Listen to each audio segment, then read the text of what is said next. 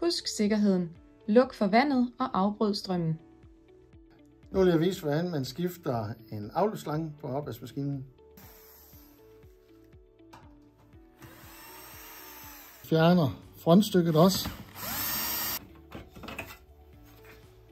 Og der er noget lydisolering, man lige skal have løsnet. Sådan der. Og løsner slangen fra afløbspumpen. Sådan der.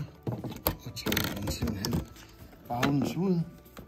Og så sidder den i et beslag herover.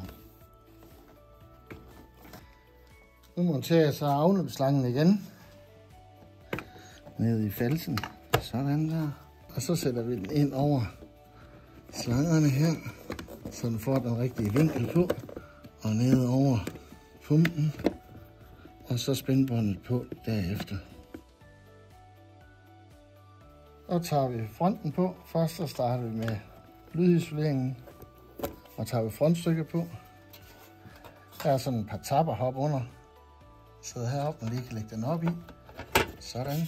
Så passer det.